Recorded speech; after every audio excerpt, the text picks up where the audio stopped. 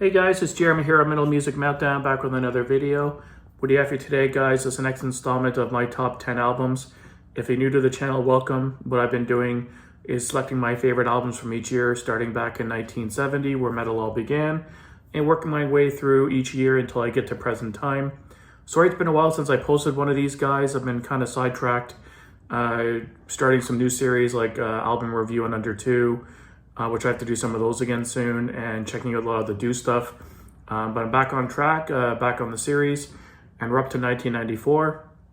In the 90s, based on my age, 12, 13 years old, it was in like 92, 93. I was more into alternative and grunge at the time, because that's the first music I heard that really gravitated with me. It was heavier sound. And then a couple years later, I got into metal.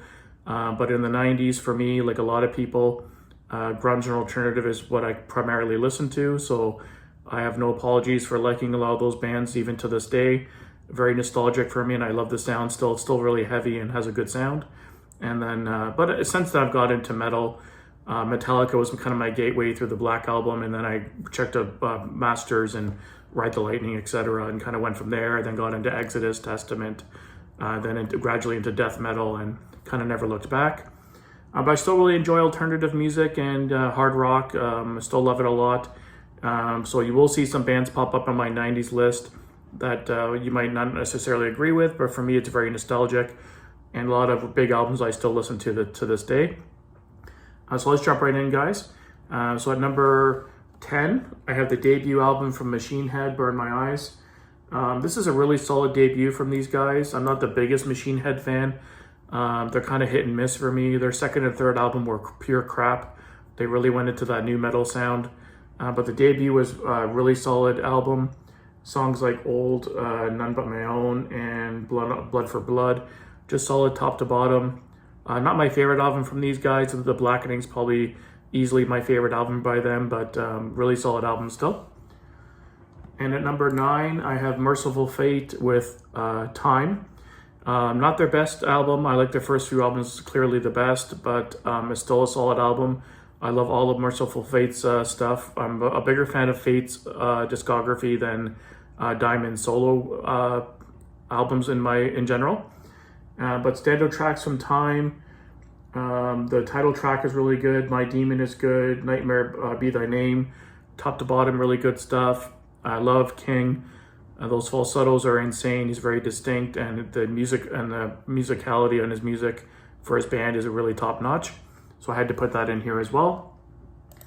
At number 8, I have Slayer with Divine Intervention. It's their 6th studio album, released in September through American Recording.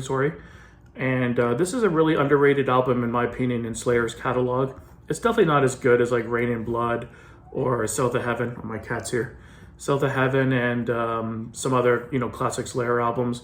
But I really enjoy this album. It's still evil sounding, really heavy. It's got some really solid tracks. Fictional Reality is really good. Killing Fields. Dado Head's really good too. Like, just a solid album top to bottom. Definitely underrated in my opinion. And at number 7, I have the debut album from the black metal band Emperor, In the Nightside Eclipse. Black metal is probably my least favorite metal subgenre. I never could really get into it, but for some reason Emperor is just killer. I fucking love this band. They have a different sound from a lot of the Norwegian black metal bands. They add a lot of keyboard and more melody, and this album is monstrous. I had to put it in the list. A little bit lower on my list because, like I said, I'm not the biggest black metal fan, but I really enjoy this album. So killer stuff, and all their stuff is really good. It's one of the few black metal bands I really am into. And at number 6, I have Cannibal Corpse with The Bleeding. This is an all-time classic death metal album. My favorite one with Barnes on vocals. This is the last one that he was on. Probably a top 5 Cannibal album for me. One of my favorite death metal bands of all time.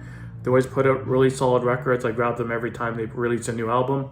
There's still a lot on their discography you have to pick up from the older stuff. But killer band, love this album, really solid. At number 5, I have Amorphous, their second album entitled Tales from the Thousand Lakes. And this is a really solid album, one of their best in my opinion. I love Amorphous. They're a second tier band overall, but probably for me a top tier band. I love this band. Everything they put out is great. They're kind of more doom, some death elements at the time. The later stuff had a lot more melody and they got into more mellow death. But this is a really killer album. All their stuff is good. If you're not familiar with Amorphous, definitely check them out. At number 4, I have the 6th studio album from American Thrashers, Testament, my favorite thrash band of all time. This is the album Low. This was a little bit different sounding for them, but it was a really solid album still. I love the whole discography, and I had to put it in my top 5 for sure. Really solid album still. And at number 3, this is one of the albums I'll get kind of flack for in the comments maybe, but I put Soundgarden, Super Unknown. It's their big breakthrough album, sold millions and millions of copies. I listened to this album back in the day a lot, like repeatedly. I love Chris Cornell's vocals. Monster tracks like Black Hole Sun, Fell on Black Days, the title track, Super Unknown, My Wave, just top to bottom. I love this album. They're put in the grunge category, but they're kind of like alternative, but they're earlier stuff like Bad Motorfinger was definitely more metallic and metal-like. I always gravitated towards Soundgarden. Loved Chris Cornell's vocals and really good stuff. Even to this day, I listen to this album all the time. At number 2, I put Megadeth, Euthanasia. Big nostalgia one for me as well. I love this album. I think it's a little bit underrated in my opinion for Megadeth's discography. Really, really good stuff on this one. Reckoning Day is a killer song. Train of Consequences is really good. The Killing Road. The Tout le Monde, I hate that fucking song though. Like, that's the only downfall to this album. I know it's one of their big singles and stuff, but I fucking just don't like it. I hate the way it sounds. You could never get into it. But still a really solid album overall, and in my opinion, underrated in their catalog. And before I get to my number 1, just some quick honorable mentions. 9 Inch Nails had Downward Spiral. That was a really good album. And let's see what else. At the Gates had an album out that year. Bathory had Requiem, which is pretty solid.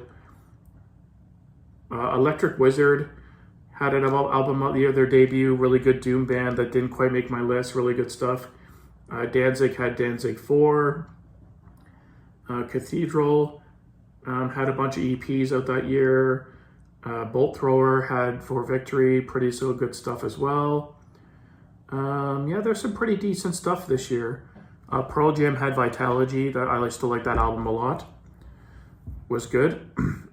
Sodom had Get What You Deserve. Tankard had Two-Faced. So yeah, it's just some pretty decent stuff. And at number 1, guys, I went with Far Beyond Driven by Pantera. Their 7th studio album. One of my favorite albums from Pantera. I think this is the first one I ever owned by them. But the song I'm Broken is probably one of my favorite Pantera songs of all time. 5 Minutes Alone was killer as well. Becoming. Slaughtered is a killer song. I fucking love that song too. Just a really good band, nice and heavy. Really, really good stuff. So I had to put it at number 1. Just they're the biggest metal band in the 90s by far. The only one that kind of carried the flag and kept metal going through the 90s, at least in the mainstream eyes. But this is a really good album, really solid stuff. So let me know down below, guys, what your picks for 1994 would be. And if you agree with my picks, which one of these do you like or don't like? And then stay tuned for 1995, probably the next week, I'm hoping. Next weekend, I'll probably shoot it, or very least the week after. So thanks for watching, guys, again. And until next time, keep it metal.